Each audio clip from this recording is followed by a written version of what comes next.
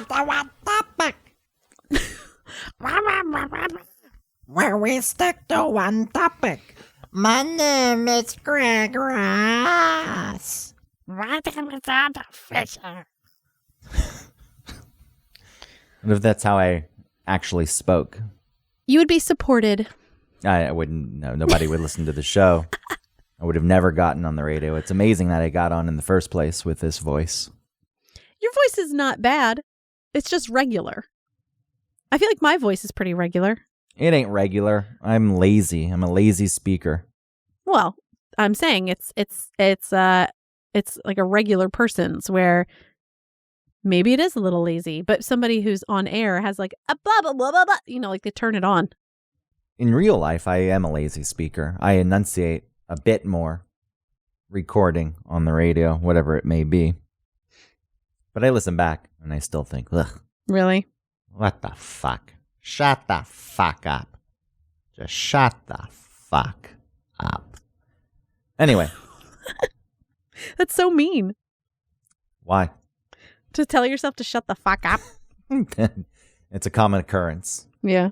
Anytime I say something, I think back on what I said, and then I tell myself to shut the fuck up. And what the fuck were you thinking? That was the dumbest fucking... Shut the fuck up. You don't really do that. You know who you sound like? You sound like all these other morons who say things, and they speak, and they think what they have to say matters, and they think that they're important, and it's not. And they're saying nothing. Or they're just trying to impress you somehow. They're trying to sell themselves. They're trying to talk about how cool they are. The only way you can avoid that is to just not speak at all. But then you don't make any connections with people. Are you trying to say that mutes can't connect with people? No, they do their own kind of communication.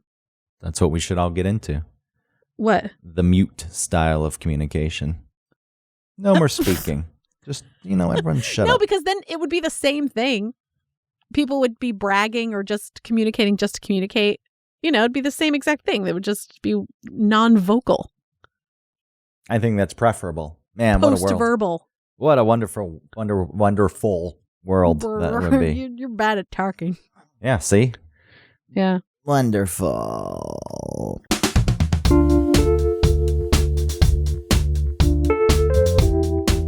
Welcome to One Topic, where we stick to one topic. My name is Artem Fischer. My name is Greg Russ. Wow. So what is up? You, before we started recording... You think that's funny? That's not... What is wrong with you? I'm just trying to hype you up. You don't take anything seriously. That really bugs me. I think in general... people not taking things seriously bugs me. I take some things very seriously. This show in itself, I was sitting there thinking about it yesterday. Yeah. Where's the substance of this show? What do we really have to offer? We don't go in depth on anything. Mm-hmm. All these podcasts, they have research teams, and they spend a week or two developing the show and digging in, doing interviews and fact checking, and they're really going to teach you something. You're going to learn something, and then you've got babbling buffoons who come on, meaning us. Uh-huh. And we just run our mouths. And do we say anything of substance? Do we say anything? Absolutely we do. Absolutely we do. Are you crazy? Do you know all the people that have messaged us saying that something we've said struck a nerve with them and they don't feel alone, or just different thoughts and ideas make them feel like, oh my God, I've had that too. It happens all the time. That's nice, I guess. Yeah. Especially the stuff that we've gotten into therapeutically, like all of the sort of mental stuff we've talked about. That's really helpful to hear someone else sort of echo your own feelings so you don't feel like you're the weird one. It's like, oh, there are other people that I think are cool. I guess, I'm just saying because they listen to us, just assuming. And that, we're going through the same shit that they are. We're their friends. Like you talking about other podcast hosts being your friends. Yeah. That was Are a you talking weird, about me specifically when I did that? that was a very weird thing that you did the other day. And you're like, my It friends. was just a joke. It was just a way to joke around. Jesus Christ. I hated that he like, wait a second, let's bring the entire show to a halt when I was just making a little joke. You're talking about on the radio show. I Yes, forget, on the radio show, I wanted to reference someone who lived in LA, and so I was saying that it was a friend of mine. Just not really. It was a podcast that I listened to, and then I said that they were whatever, but it was just a joke. Was it a joke? I feel Yes! as though it was one of those things that you felt as though maybe it lended more weight if you said it was a friend. So you said friend and you were lying at first, similar to... No, I planned it ahead of time before I said it that I'm going to make this joke about my friend. It's actually a podcast that was, it's just a joke. It's pissing me off even more that you're doing it now instead of like because I want you to get me more than that. I get the joke. I understand that it's funny to say my friends, these podcast hosts. I didn't say my friends, these podcast hosts. I said I have a friend, and then I either said like just kidding, it's a podcast I listen to, or like AKA just a podcast that I listen to. That was the joke. And what I know that you get it now, but the fact that listening to it live, that you thought that I was serious, just like Eric did, that was really annoying. I didn't think that you were saying that podcast hosts who have no idea that you exist were your friends. I didn't think that. Okay. I was thinking you have that strange tendency to lie about things. Like, oh, I spent 15 minutes in the bathroom. Right. Actually, that's too long. I spent 5 minutes. Yeah. I spent 5 minutes in the bathroom. That's insane. People are going to be wondering what the hell took so long. So I want to lie and say I had a nosebleed. Yes. Okay. So I thought along the same lines, quickly in your brain, to lend some kind of credibility, you were going to say my friend in LA. Because if you said podcast host, you felt, and that's not even a good comparison between the two, because it's very fair for you to say friend instead of podcast host, because if you said, oh, there's a podcast host, that would just derail the conversation, even though it ended up getting derailed. But immediately it's like, oh, so this podcast host is, you're taking your cues from them now. So my whole point, or my whole thought about it, was that it would be that people would understand why I would say something like that, because when you do listen to podcasts, you do sort of start to feel like you actually do know these people when you don't know them at all. Well, I guess you know them, but they don't know you. So then it's kind of like, then you have to think about like, what is a relationship? What are we doing? But now we're just dissecting the frog. That was not my intent either. Well, the problem here is jokes. There's too many jokes. I'm a very serious person. Wouldn't you say? I think I'm pretty serious. But you're so not serious. Well, sometimes. because there's the bigger picture is you can't be serious because none of this fucking matters.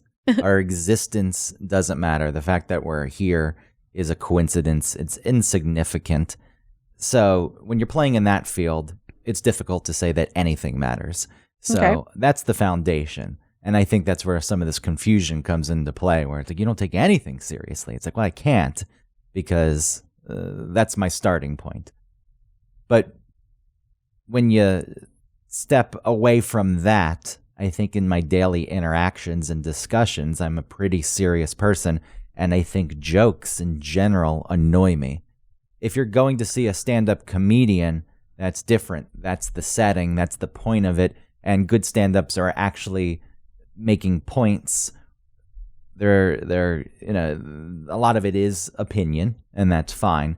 But they're giving their perspective on the world, and hopefully they are giving you a new way to look at things, or at least you're able to relate to these things, and you throw in the jokes, and that's a nice setting.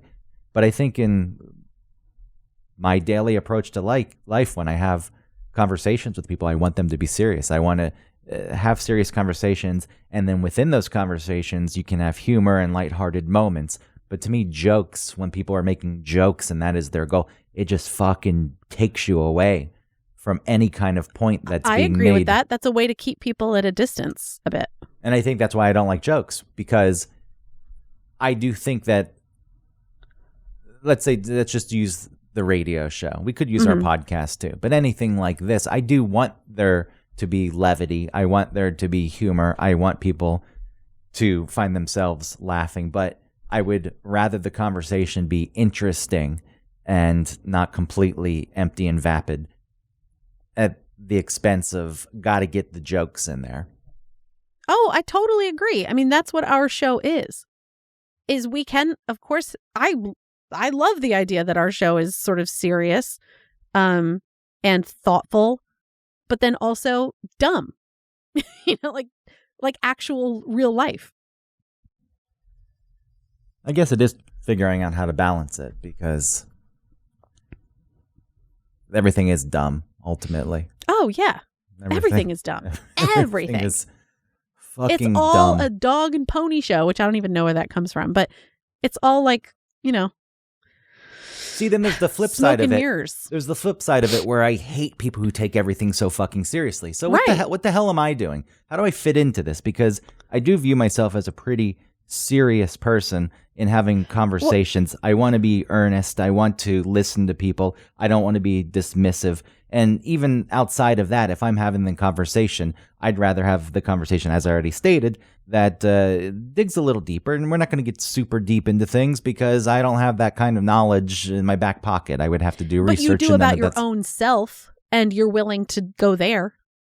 Yeah. And I think that's really important for people. And despite wanting things to be like that, when there are people who can't fucking lighten up and they do take things so seriously and everything is life or death, maybe that's... obviously, this wasn't planned. I did not think about talking about this on the show, so I feel as though some of this is going to be clumsy. But in any discussion, for me, there's a level of seriousness until there's not. And I think if somebody gets to the point where like, this is life or death, and it's not life or death, I'm like, shut the fuck up. No, it's not. Well, sometimes you do start to sort of spiral into that feeling. And it's nice to have someone there to say like, look, it's okay.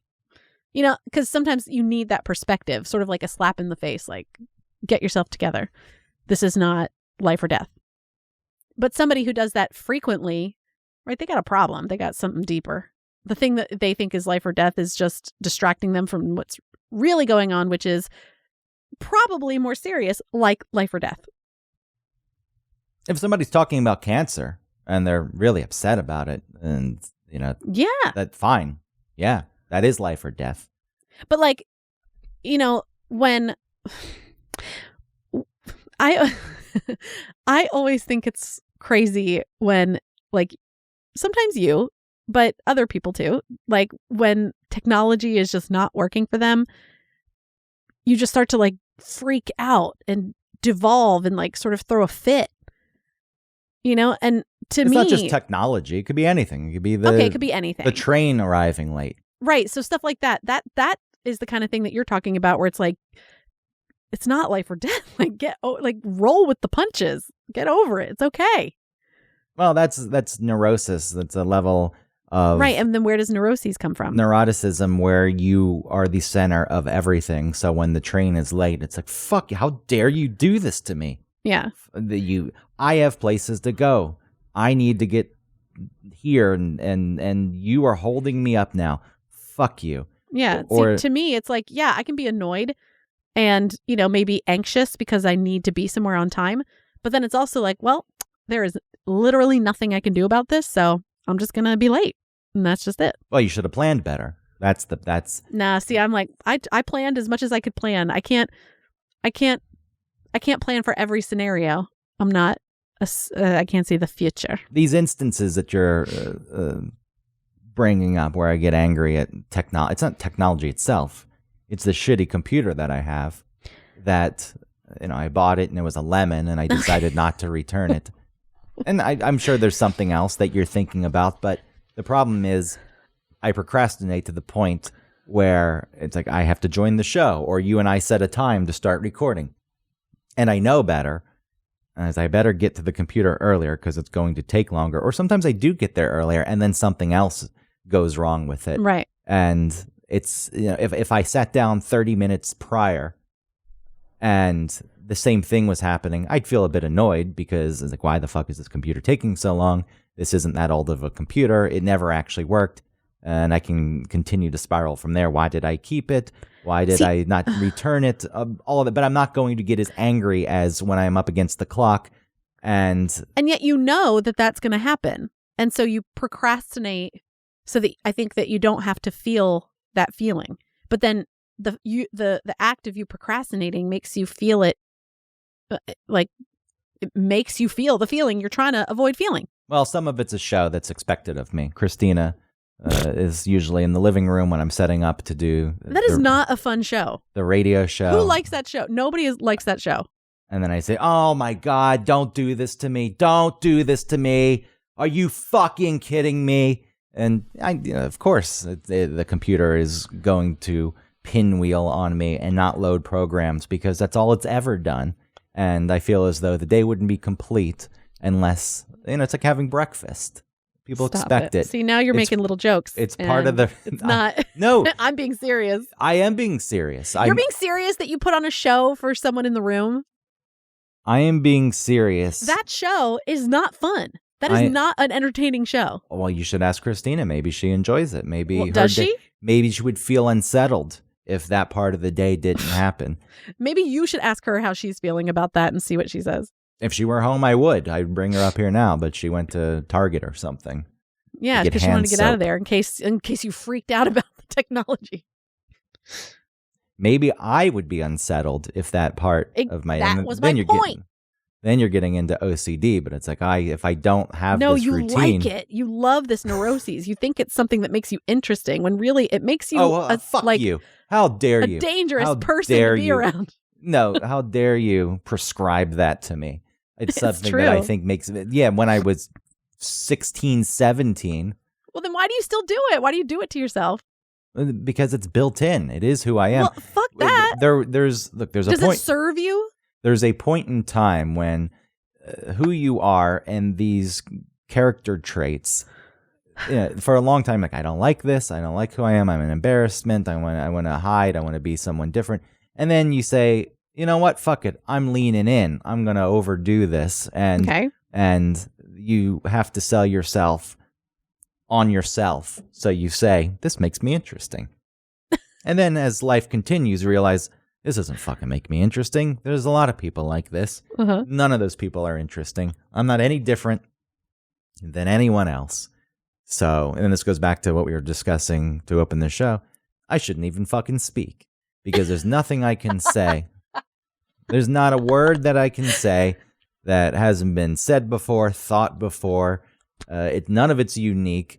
Wait, hold on. I don't want to go so far away from this neuroses thing because, yes, that can be a part of who you are.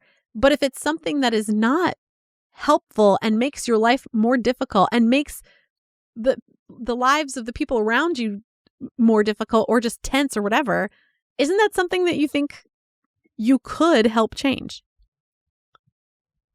I could. But why would Okay. I? Because you like it. There's... I don't know if I like it. Then you would if you there's something about it. Maybe I'm a that you like. sucker for punishment. That's what I'm saying. Self-inflicted punishment. You like it. I'm telling you. No, There's something about it that you like. I don't... You're not... It's not like... Okay. This is where we're getting tripped up. There's obviously something Oh, maybe it at play. feels right. Like it feels familiar. It feels good. No, it's like I'm a piece of shit. I realize it, and I'm deserving. See, that's fucked up too because you are Of- not a piece of shit. People who are pieces of shit are pieces of shit. We're all pieces of shit. I'm not a piece of shit. We're all pieces of shit. I have parts of myself that are shitty. I like to shit talk people. I occasionally steal from Target. Yeah, but see, you're But drawing it. overall, I think I'm pretty fucking awesome. You're drawing a 1-to-1. That piece of shit means bad person. That's not what I'm Okay. saying. I'm just What when I does it say mean? piece of shit, that we may as well be a piece of shit laying on the ground because there's the same level of significance to that piece That of is not shit. true. You have And- significance. Come on, No, that's this not is true. where we're getting into the grand scheme of things. Uh-huh. This level of self-importance that people ascribe to themselves, it's not real. It's Okay, fake. but like earlier when I said that nothing is real, it's all a show, whatever. I think that's true in broad terms, especially like with the big issues that we all have to deal with, like, you know, strange issues with sort of societies, where they're going, and then, you know, all of that stuff. That stuff is too big, too broad, too difficult to sort of focus in on and actually deal with, and so it all feels very unreal. However, I think in like microcosms way, that we are hugely significant within each other's lives. Yeah, but that's all relative. Well, relative to what is important. The big things, dealing and fretting and trying to fix, or worried about not being able to fix those big things, like I said, that are impossible to take on. That's, you know, that is something that you should not spend your time on, because they have no significance to you, really.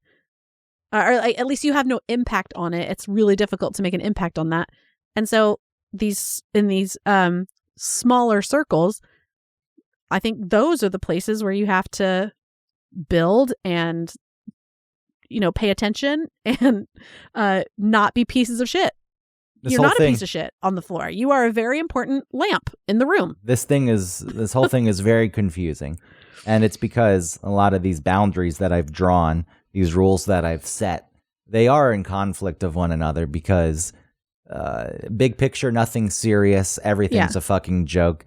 Smaller picture, the interpersonal relationships, doing this show, discussing things with other people, very serious. Why should we deviate away from having a valid, good conversation for the sake of an empty joke?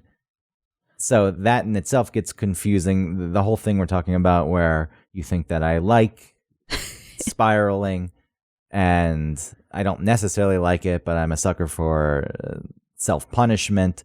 Yeah. But you think that it makes me interesting. That's not what's happening. I don't think that I'm interesting, but I will say that within this, the one thing that makes me better than everyone else is the realization that I am a piece of shit.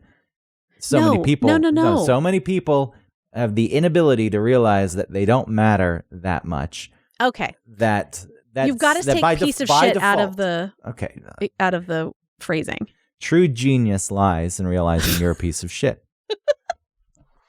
No way. Listen, geniuses can also be fucking idiots. Okay? Einstein was a genius. He married his cousin and wore the same thing every day.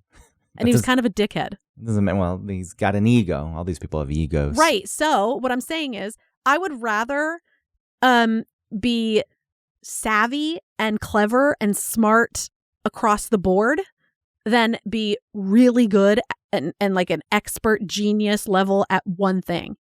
Because the rest of your life could be a shit show. Look at people with like autism and how smart that they can be, and then also like cannot function in the world. And they can do things like tell you how many toothpicks are on the ground, which that's not an autistic trait. Going to Rain Man there for a second. How could you know just by glancing at the ground and seeing I don't know. a People pile just of know stuff. They see the world in a different way. I thought that was real. Maybe it's not. Seeing the world in a different way doesn't allow you to know that here's a box of 1,000 toothpicks and 623 fell out in a pile on the ground. That's unless you're just in tune with the universe on some quantum level where it's communicated to you. I just don't think that it ties into being autistic. It's like, oh, I can tell you immediately how many toothpicks fell out. It's like, how? Maybe you can do math quickly. Maybe something like that is easy for you to do. And if you knew how many were left in the box, and maybe that's what happened. I don't remember Rain Man so well. Maybe I don't know how that scene played out, but I always thought that was weird. I'm reading about it. Most humans do not need to count 4 objects on display. They instantly know the quantity at a glance. Beyond 4 objects, the frequency of errors increases rapidly.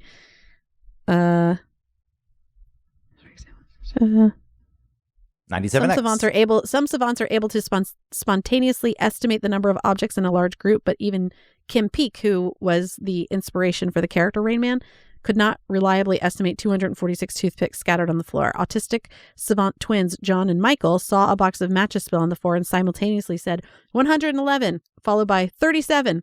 When the matches were counted, there were exactly 111 scattered about. I suspect this event inspired the toothpick scene in Rain Man. When asked about 37, they smiled and said in unison, 37, 37, 37, 11, 11, or 111. They, quote, saw that 111 could be factored into 3 groups of 37. Okay, sure. Interesting. 97X. Bow, the future of rock and roll. 97X.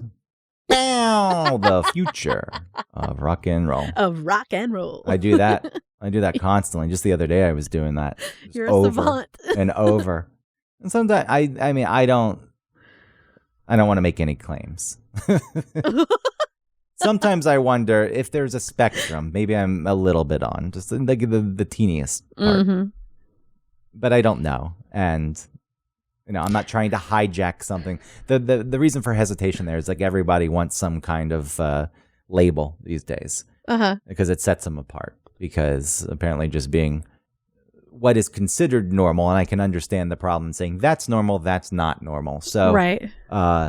It's shitty to put people in a box where they feel like they're not normal just because they have some traits or live their lives in a way that other people don't consider normal. But we've gotten to the point where what historically has been called normal is now something nobody wants anything to do with because it's a complete overcompensation.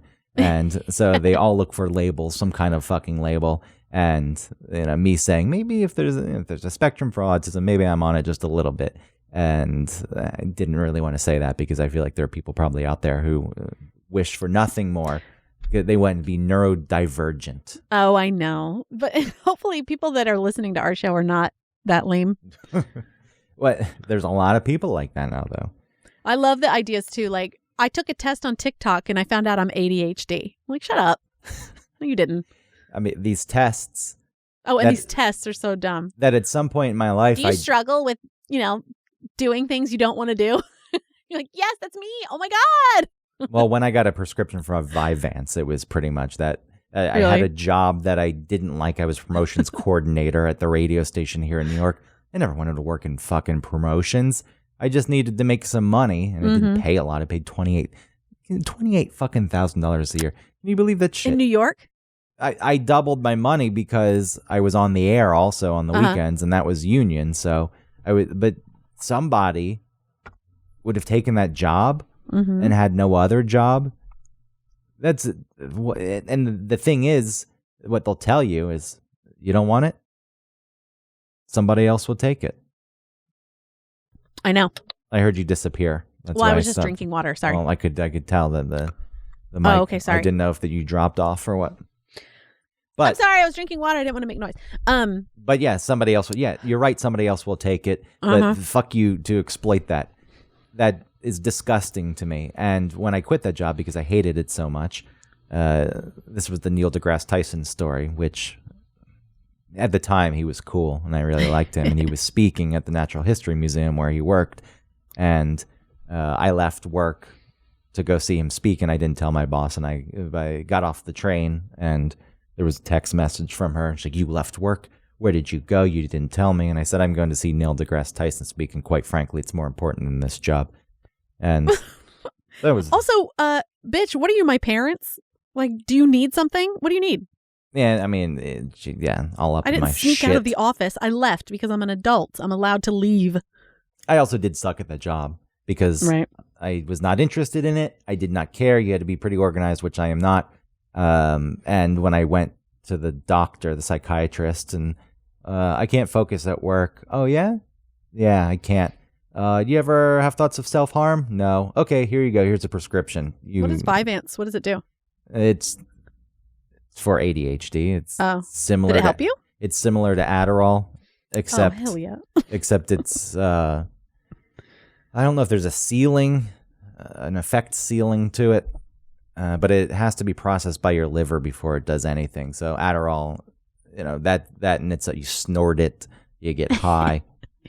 Yeah. Vyvanse, you have to take it. So it's abuse proof to an extent. Okay. Couldn't snort it. But still, it I don't would know get why you wouldn't be able to snort it. You could just snort it, and then it would go into your bloodstream, and then go through your. It's something with the digestive see. tract and the enzymes. Oh, okay, you're right. I forgot that blood won't go through your liver, right? I mean, I can't talk about the inner workings. Obviously, blood is going through your liver, but I don't know how the human body functions. it doesn't have the intended effects if you don't take it Okay. orally. Uh-huh. But it still would get me high, and I didn't eat. I had zero appetite, and I would chain smoke, and I lost a lot of weight. Yeah. And it was pretty cool. Yeah. I Did you was love in- it, actually? I was in great shape, Uh-huh. but all because I was like, oh, you can't focus, huh? You looking back on it, you want to ask me, you like your job? No, I can't. I hate it. I fucking can't stand it. It's not what I want to be doing. Oh, that right there is probably why you can't focus. You don't need drugs, but you don't get a repeating client at that point. Patient, I should say, not client. You don't have a monthly visit at that point to give you money. Well, and I think sometimes doctors are just filling in blanks, It's like, oh, okay, here, take this. Oh, Well, it goes back to everyone wanting a label of some sort sure. or wanting a quick fix to things. Give me medication, fix this. Well, that's what I did, but I think it's made my life great. Look, there are uses for these things. Yeah. I'm not saying But that I'm also nobody. not walking around saying, well, when I had postpartum depression. It's like if we're talking about that, then yeah, I'll talk about it, but it's not, I'm People not want walking that, around though. with that. They Yeah, like exactly. that. It gives them. I don't know what they get from it, but they like presenting their struggles. I really do think in a lot of societies like ours, I know I'm not for religion necessarily, but I am for obviously the good points about it, which is it gave people a culture, it gave people ritual, it gave people identity, it gave people family, like village sort of stuff. And I think Yeah, they created us against them. It Right, I framed know, people it as bad. eventually- It gave people an excuse to murder each other. know. Yes, wonderful. I know. I'm saying those things are bad, and I'm not for that. But I think a lot of and a lot of people are grasping and filling that hole with I have ADHD or the other side. I'm on this side politically, and so I'm against the other side politically. Instead of like, oh, they just think differently than me. No, it's like they are the enemy, and they're absolutely harming me. And then there's no way to sort of reach across. And then This is that level of seriousness that drives me insane. Not to say that there Right. aren't certain matters that are serious, especially politically. abortion. Yeah, that Yeah. in itself, again, it's a difficult thing to tell a person who really thinks you're murdering a baby that they're Right. wrong. Even if I don't agree, it's difficult. But I don't feel as though that the government should have any say. It's like Right. That's a personal choice. And so that's the thing. It's like, and that's how I feel about all of that, where it's I have my own identity. I don't need to hang my identity on one hook. It's many things. However, when it comes to something like that, I do take that very seriously because that's fucking annoying and horrible and putting people's lives at risk, and I'm not happy about it.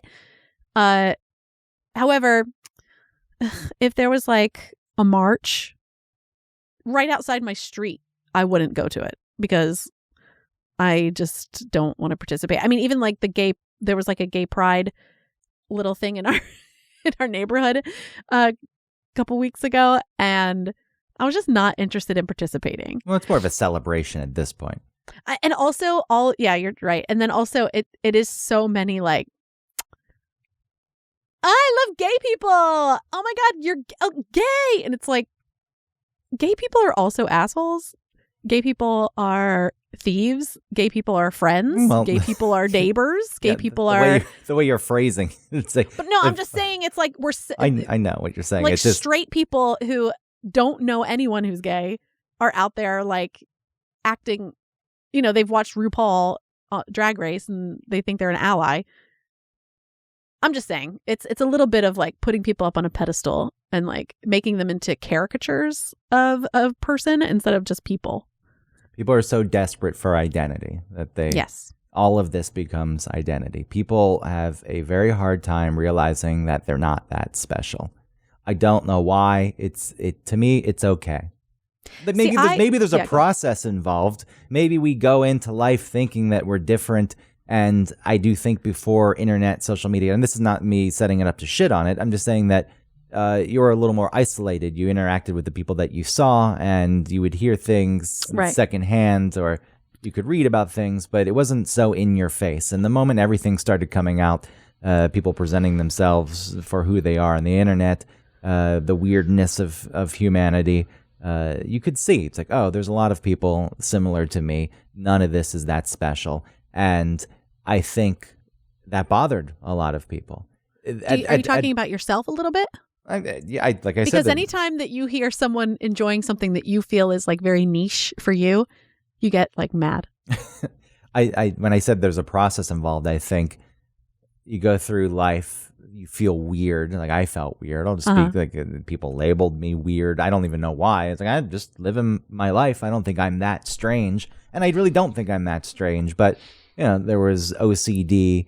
There's obviously noises, the overthinking. Yeah, so there's things, and that in itself, I've already stated this at first, maybe you're a bit embarrassed and ashamed by it and you want to hide it, and then you lean into it, you're like, fuck you, this is who I am. And then when you figure out there's other people like you, that's cool, and you don't feel alone. And then I think the next step of that process is, oh, wait, well, that means I'm not so special or different. And now I need to grasp for different labels and just find a combination of things, because we're all going to have some of the same shared labels. But if I can create a strange concoction of these different labels, then maybe I could be different. I can still set myself apart.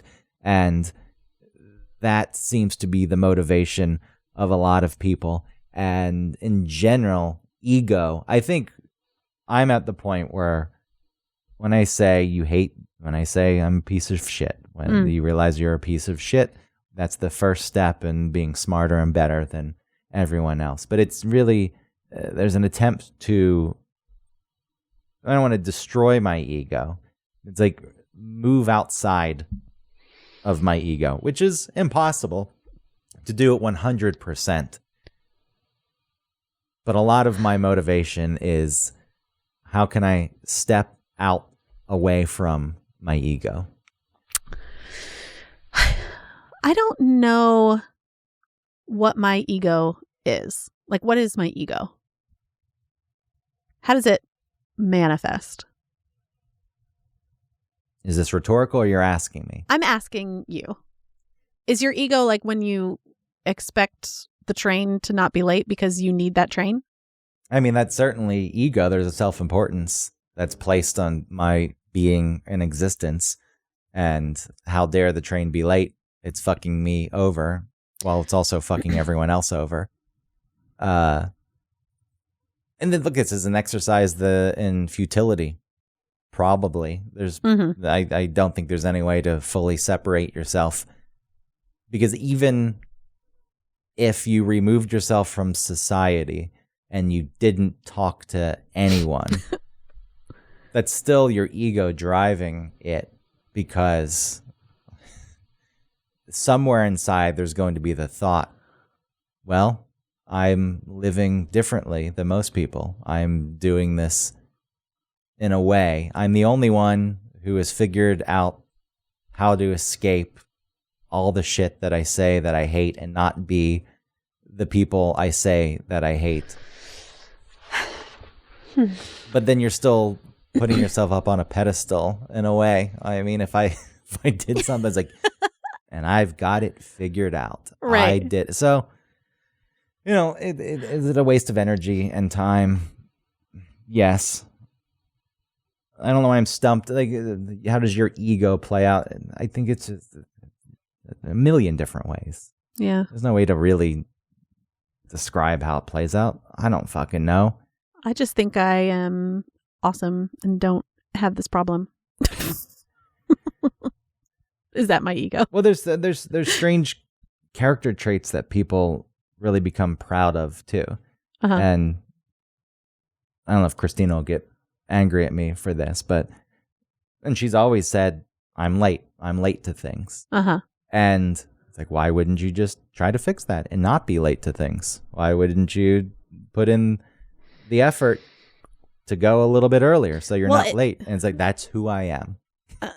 Okay. So that is it's more about why do I allow myself to be late? What am I doing before that I'm avoiding?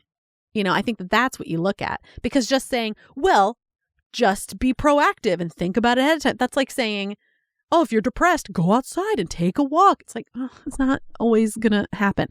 You got to look at and see what's the reason why I continue to be late, not because of function, because I didn't leave in time, but because, well, I didn't want to have to deal with this part of my journey there, or maybe you kind of like coming in after everyone's already there and sort of being, hurried and all of that. Maybe there's something about that you like. It's similar to me getting angry and stirred about the computer, sitting down, knowing that I'm cutting it close. See, that's what I'm saying. If you don't, and that's what I'm talking about. Like, if you don't like something about yourself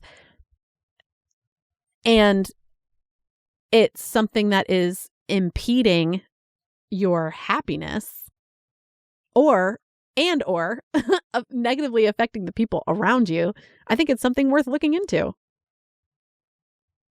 Sure, but how much is it negatively affecting my happiness? I don't know if it has that much of an impact. Well, you've been on this show so many weeks in a row, like freaking out sometimes. And it's like, dude, your neuroses is out of control.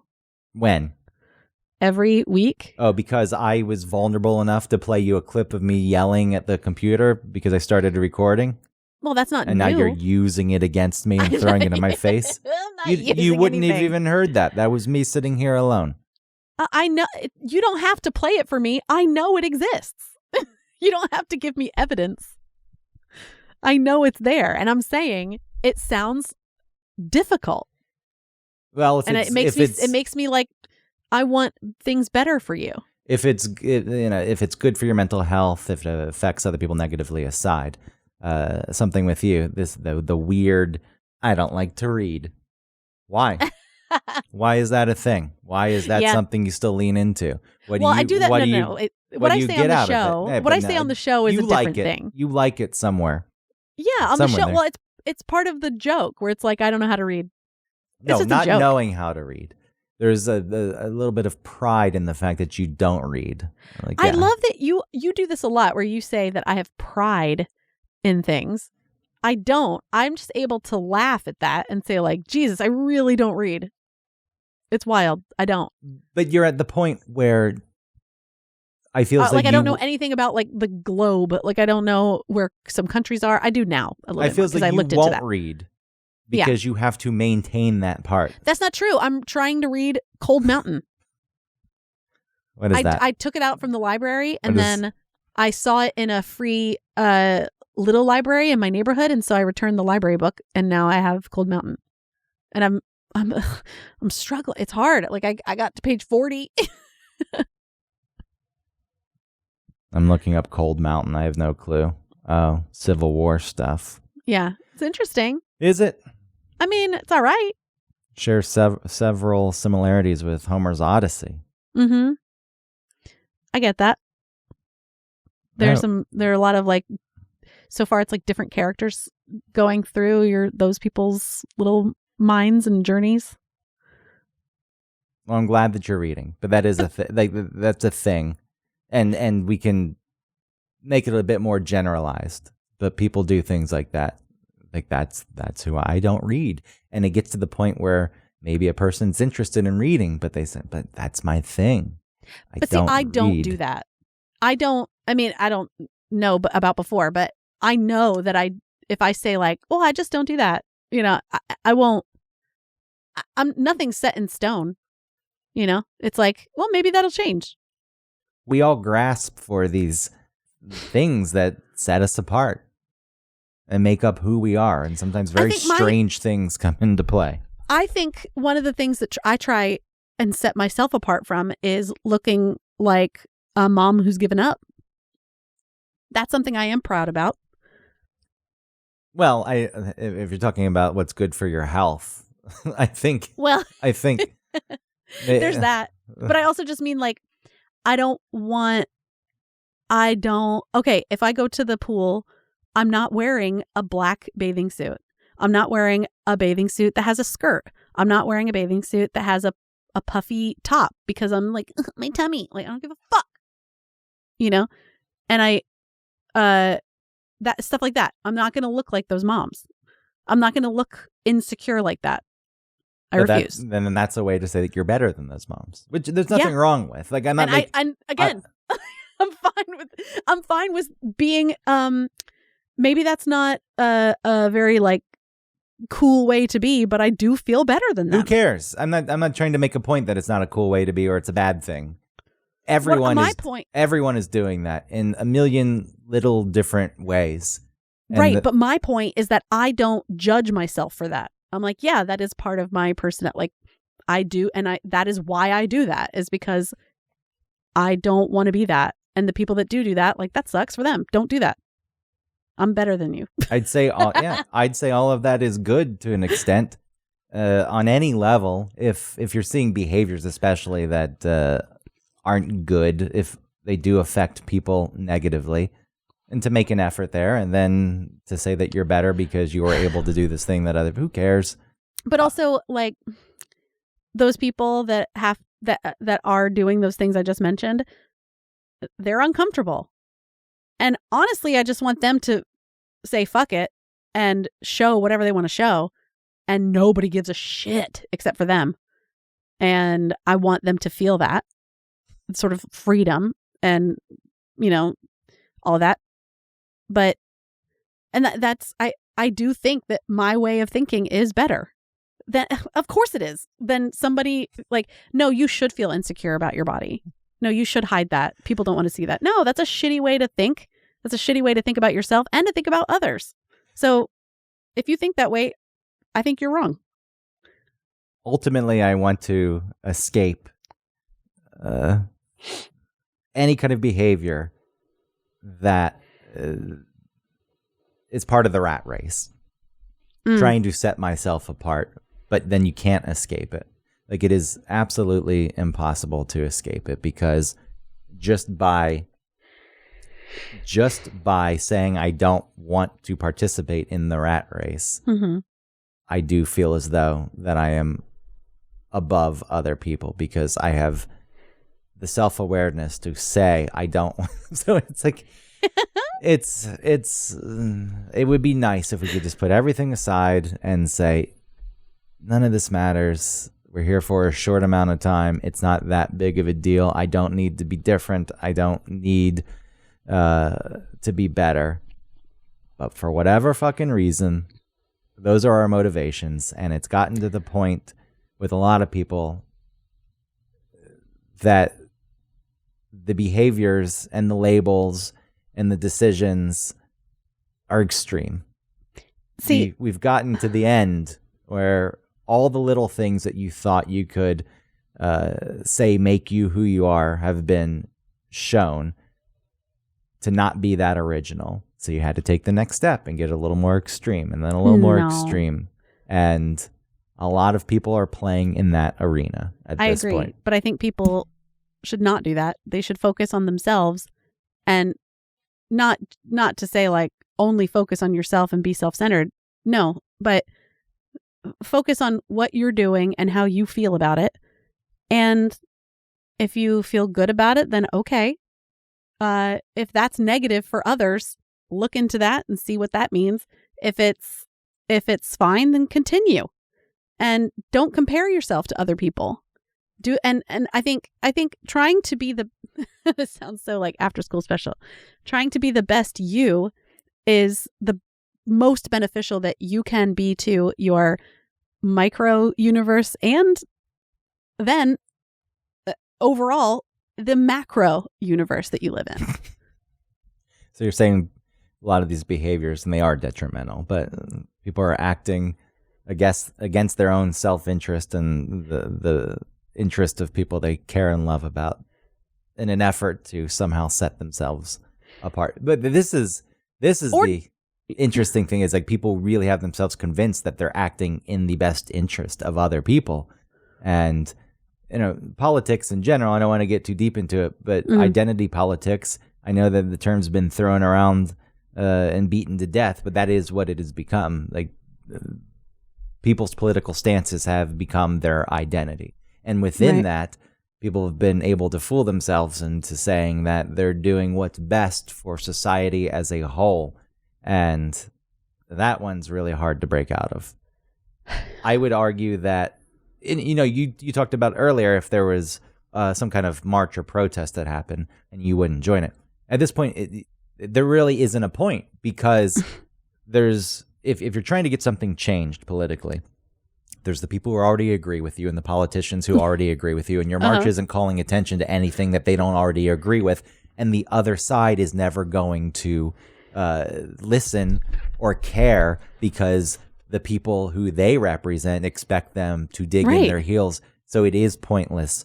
And you're just marching for each other to see each other marching. Yeah, and if you really are acting in the best interests of other people, you'd be trying to figure out ways to get out of these fucking trenches. Yes. And then, and politics is bullshit and slow, and it's not efficient by any means. But bulldozing obviously is not going to do shit. And in the long term, I think all of this is just hurting everything. But because people are under this idea that they are helping, and because being a person who helps is your identity. Right. So good luck. I don't fucking know. I don't know how you get out of any of it. And, that makes me, when I shit on TikTok and the weird videos that people do when they're so desperate for attention, I was like, well, whatever. That's cute in a way when we compare it. I still find it to be annoying that you're so desperate for attention, but fine. At least you're trying to figure something out. I don't know what it is, but well, I don't think that my posts are like thirsty, desperate. Maybe by nature every post is thirsty and desperate, but you can't escape that. There's varying degrees of it once you're within the game. Yeah. Because why post in the first place? It's because I think it's funny, or like I find myself interesting. I know, I do. It's the same thing where it's like everybody hates to listen to the sound of their own voice, and I always pretended like, oh, me too. And then I was like, no, I like it. You're just a little too old. If all of this was happening when you were 20, you probably, your schlogs already blew up, and that was the old internet. See, that's what I mean. Like I'm a little bit embarrassed of those because they're just so bad. But I don't take them down. And it's because it's like, well, go ahead and find them and laugh and how dumb it is. That's fine. I agree it's dumb. And I'm not ashamed that I did it. It's because you have 1 million views and you like people seeing that. Well, I do. I like that too. That's part of it. It is cool to have a video that has a lot of views. That's cool. But that's what I'm saying. Like, I don't judge a lot of shit that I think or do. I do. I judge it if like I said, if it ends up being something negative. Like I had an issue with my mom a couple months ago, and my behavior was affecting her negatively, and she flipped out on me about it. And I wasn't so married to the way that I am that I, dug in my heels. I'm like, okay, shit. How do I merge these two things where it's like, I feel like I'm not doing anything wrong, but her feelings are being hurt. What were you doing? Not including her.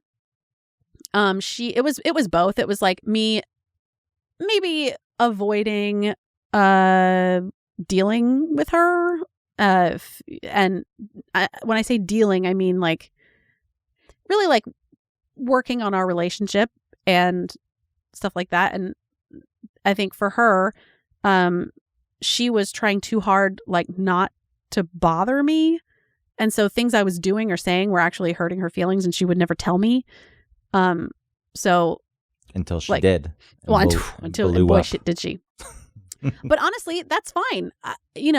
I am not happy that it happened, but I'm also grateful that it happened because I needed to hear it. Because even within the conversation, I was telling her like, okay, like, all right, I hear you, and I'll try harder or whatever. She's like, she made a point that maybe I've said this before, or not that I said this before, but like, no, you won't. Like, nothing's going to change. Nothing has changed up until now. So why would it change in the future? I was like, well, maybe this is the first time I'm really hearing it. And it was. And I've been trying a lot harder to, That's nice of you, because a lot of people won't do that. Well, that's what I'm saying. I think am that who I am, and you knew who I am when you got that's involved. you, what you said at the No. beginning of the show. It's not. I've never said that. I've never said, look, if somebody I cared about presented that, like, hey, Uh-huh. this is really bothering me, I would listen to that. I wouldn't say, Okay. there's a point in my life I wouldn't have. I was like, oh, you used to have to deal with it. Right. 'Cause this is who I am. But I think this whole thing is a process, and you have to work through things. And, I need to be mindful that there are, I'm 41 now, and I went through my time figuring things out and still figuring them out. It's a never-ending process. But, if there's people who are younger who are going through it but making an effort, it's like I should give some leeway there. I guess I just assume that most people don't actually try to progress by any means. They just say, this is it, and this is where I'm going to be. And Well, they probably think that, and then they actually do progress and then look back and say, oh, wow, I Yeah. really have changed a lot. then the problem is you have a new crop of idiots who come in Yeah. and have to go through But the it's same kind of thing. funny. I think I look at teenagers doing shit, and I think it's cute. You're like, oh man, look at you. Well, it fucking idiot. depends on what they're doing, I guess. If they're attacking people like fucking ants, like there's a group of teenagers, Yeah, that's what I mean. That's they- really funny and cute. they go fuck with people. No, I don't think that's cute. But just like being dumb and like dressing a certain way, and like that stage of teenager dude where they just refuse to cut their hair and it's like all moppy and weird. It's like cute. Okay, Isn't got that it. how I keep my hair? I think that's how my hair is. It's always been. You trim it. That's true. I do Yeah. trim. You take care of it. Anyway, everybody, thank you.